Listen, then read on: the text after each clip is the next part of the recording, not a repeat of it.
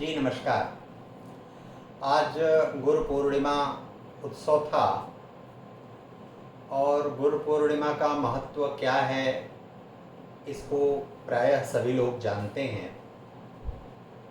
और जानते इस अर्थ में भी हैं कि गुरुता जिसमें होती है और लघुता जिसमें होती है, इन दोनों का साहचर्य बड़ा सुखद होता है। गुरु के प्रति श्रद्धा और शिष्य के प्रति प्रेम, श्रद्धा और प्रेम का एक ऐसा सुगम संयोग बनता है और वह संयोग निर्माण का वास्तविक कारण और आधार बनता है। गुरुता है क्या? गुरुता के लिए कहा जाता है कि जो गुरु है वह गुरु त्यागी होना चाहिए और ज्ञानी होना चाहिए। त्याग तप से आती है और ज्ञान अभ्यास से आता है। तप यानी त्यागी और ज्ञानी जो होगा उसके अंदर मानसिक शारीरिक स्तर पर विकार नहीं होंगे, यह भी प्रथमतया स्पष्ट माना जाता है। गुरुता का प्रतीक जो चिन्ह है, त्याग का जो प्रतीक है, वह त्याग का प्रतीक रंग कैसा होता है? जब सूर्य की लालिमा यानी सूर्य की किरण जब निकलती है सुबह, यानी सूरज के फोटोस्फीयर, सूरज की बाहरी सतह से जब फोटान निकलते हैं और निकलते ही जब वो आगे बढ़ते हैं, पृथ्वी तक आते हैं, तो पहली रश्मि जब दिखाई पड़ती है उसका जो रंग होता है वह रंग त्याग का अप्रतिम उदाहरण है। जब सूर्यास्ताचल होते हैं उस समय जो उनका रंग होता है वह त्याग का अप्रतिम उदाहरण है। त्याग का मतलब है जाज्वल्यमान और दे दीप्यमान। त्याग का मतलब है सत्य के प्रति आग्रह। त्याग का मतलब है सब कुछ स्वाहा करके, तपाकर, गलाकर भी उस त्याग के मानदंड बिंदु को स्थापित करना, स्वीकार करना, उस मार्ग पर चलना। इसीलिए भारत में जो हवन का विधान है, उस हवन में होता क्या है कि आप जितने भी प्रकार के आज संसाधन कहे जाते हैं, रिसोर्स कहे जाते हैं, वे वेदों में उन्हीं को देवता माना गया है। वन देवता है, जल देवता है, अग्नि देवता है, वायु देवता है। और ये जो देवता हैं, इन्हीं को आज आप संसाधन कहते हैं, रिसोर्स कहते हैं। उन्हीं पर इस पृथ्वी का, इस जैव मंडल का पूरा दारोमदार, पूरा भार निर्भर करता है, उसी के द्वारा संचालित होता है। और उसी संचालन के कारण इन्हीं संसाधनों या इन्हीं जिनको देवता माना गया है, जिनके आधार पर आपका जीवन चलता हो, निर्भर करता हो, वह आपके लिए दिव्य और अलौकिक शक्ति होती है। जैसे एक दुधमुहे बच्चे के लिए उसकी माँ दिव्य और अलौकिक शक्ति होती है, वैसे ही ये जो देवता हैं वो जैव मंडल के लिए, इस पृथ्वी के जैविक स्वरूप के लिए वे पूरी तरह वही उनका आधार बनता है, वही अलौकिक दिव्य ज्योति उसमें निर्भर करती है, उसमें दिखाई पड़ती है। इसलिए जब हम हवन करते हैं, हवन के बाद जो समिधा जलती है, तिल तिल कर जलना, और जलने के बाद जो अंत में उसकी लौ निकलती है, वह लौ त्याग का, तप का अलौकिक उदाहरण है। और उस अलौकिक उदाहरण का स्वरूप यह है कि उसमें वह पूरी तरह रक्तिम भी नहीं होती, लाल भी नहीं होती, पूरी तरह पीला भी नहीं होता। वह जैसे सरसों का फूल पीला होता है वैसे पीला भी नहीं होता, वो लाल और पीले का मिश्रण होता है, और लाल और पीले का जो मिश्रण होता है उसको भगवा रंग कहते हैं, और वह अंत में जो लौ निकलती है उस लौ का स्वरूप होता है। इसलिए वो त्याग का प्रतिमूर्त है, और इसीलिए राष्ट्रीय स्वयंसेवक संघ ने भगवा ध्वज को अपना गुरु माना है, क्योंकि वो त्याग का अप्रतिम उदाहरण है, त्याग का अप्रतिम स्वरूप है। वह सूर्य के निकलते समय और सूर्य के अस्त होने का भी अप्रतिम उदाहरण है।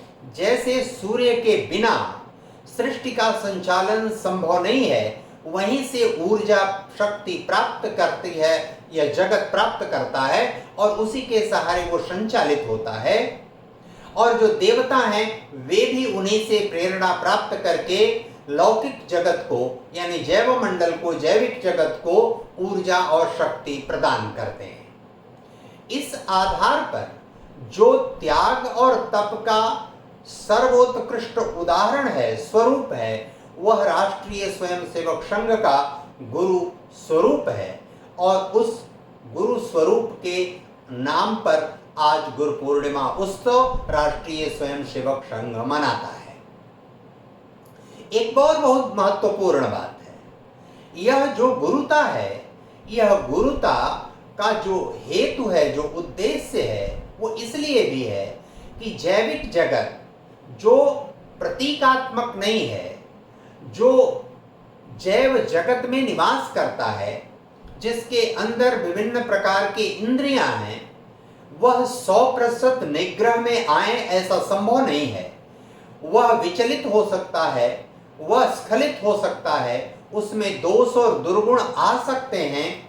इसलिए ऐसे किसी व्यक्ति को राष्ट्रीय स्वयंसेवक संघ की स्थापना करने वाले केशव बलिराम हेडगेवार जी ने ऐसे किसी व्यक्ति को या स्वयं अपने आप को ही लोगों का गुरु मानने का अधिष्ठान स्थापित नहीं किया, लोगों को ऐसा सुझाव नहीं दिया, लोगों को ऐसा मार्ग नहीं बताया, लोगों को ऐसा रास्ते पर चलने के लिए नहीं बताया, क्योंकि उनका मानना था कि किसी के अंदर इस तरह की दिक्कत, इस तरह की परेशानी, इस तरह की तकलीफ आ सकती है। इसलिए राष्ट्रीय स्वयंसेवक संघ ने भगवा ध्वज को अपना गुरु माना। वैदिक संस्कृति कितनी पुरानी है, सूर्य देव कितने पुराने हैं, उनका कालखंड कितना पुराना है, और ध्वज के रूप में उसकी स्थापना, उसके मानदंड की स्थापना इस सांस्कृतिक विरासत की भी एक पूंजी है, उसका एक उत्कट उदाहरण है, उसका एक प्रतीक है, और उस प्रतीक को भारत ने स्वीकार किया है। और इसीलिए चाहे संत रविदास हों, चाहे महर्षि वाल्मीकि हों, चाहे वेदव्यास हों, इनके वस्त्र आप कहीं भी देखेंगे तो आपको प्रतीक होगा कि ये या तो भगवा वस्त्र में है या पीले या रक्तिम वस्त्र में ही इनका स्वरूप दिखाई पड़ता है। कासाय वस्त्र जिसको भगवा वस्त्र कहा जाता है, भगवान बुद्ध भी उसी दिशा में अग्रसर होते हैं, उसी दिशा में दिखाई पड़ते हैं। भगवान बुद्ध की जो शिष्य परंपरा के लोग हैं वो भी लगभग उसी वस्त्र में आपको दिखाई पड़ते हैं, क्योंकि त्याग का, तप का यह अनूठा और अप्रतिम उदाहरण है। गुरुता में ज्ञान भी एक बड़ा मूल्यवान तत्व है। और ज्ञान है क्या?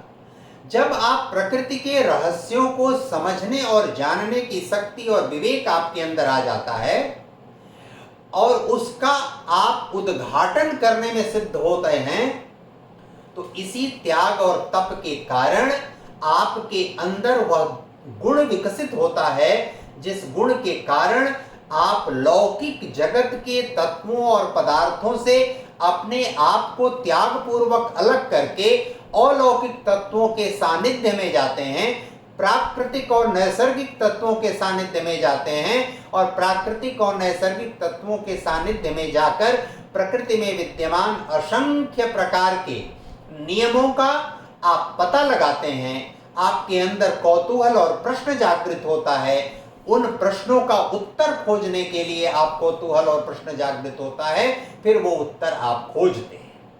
तो त्याग जो तप से आता है ज्ञान जो व्यक्ति के अंदर विद्यमान अलौकिक चेतना के कारण आता है, जिसको बुद्धि और विवेक कहते हैं, उस अलौकिक चेतना के कारण वह ज्ञान का जो प्रस्फुटन होता है, विद्या और प्रज्ञा का जो चक्षु खुलता है, वो यह दोनों मिलकर व्यक्ति को गुरुता के श्रेष्ठ शिखर पर ले जाता है। लौकिक जगत में जो गुरु है, वह गुरु क्या उस मानदंड के अनुरूप अपना आचरण, व्यवहार और जीवन निर्वाह करता है? यदि 100% वैसा आचरण, जीवन और व्यवहार निर्वाह नहीं कर सकता, तो क्या उसका अंश मात्र निर्वाह करता है? क्या उस दिशा में विचार करता है? क्या उस विषय में विचारशील है? क्या उस मार्ग पर चल सकता है? अगर चल सकता है, उस दिशा में उसका झुकाव है, वह उसका मार्ग है, उस मार्ग के प्रति आदर और श्रद्धा का भाव भी है, तो निश्चित रूप से वो गुरु कहलाने का अधिकारी है। और इस गुरुता के कारण ही भारत और भारत का पूरा वांग्मय और भारत का पूरा वैश्विक स्वरूप दुनिया में स्थापित हुआ है। और इसी नाते भारत को अलौकिक देश कहा जाता है। इसी नाते भारत को विश्व गुरु की संज्ञा दी गई है। और भारत का विश्व गुरु का जो स्वरूप है, वह स्वरूप आज से नहीं, अनंत काल से, जब से सूर्य, चंद्रमा, पृथ्वी, ग्रह, उपग्रह, सौरमंडल और यह पूरी सृष्टि अस्तित्व में आई है, तब से गुरु का यह जो स्वरूप है भगवा ध्वज के रूप में, वह स्थापित है, वह दिखाई पड़ता है। और प्रत्येक गुरुता वाले व्यक्ति को या उस दायित्व का निर्वहन करने वाले व्यक्ति का यह परम धर्म है कि उस मार्ग पर चलें। उस मार्ग पर न चल पाए तो चलने की कोशिश करें, उस मार्ग का अनुगमन करें, तो समाज का, देश का, राष्ट्र का कल्याण होगा। धन्यवाद, नमस्कार। गुरु पूर्णिमा के इस अवसर पर सभी शिक्षक बंधुओं को, सभी गुरुओं को या किसी भी रूप में किसी को किसी भी प्रकार का मार्गदर्शन देने वालों को बहुत बहुत बधाई और शुभकामना। धन्यवाद, नमस्कार।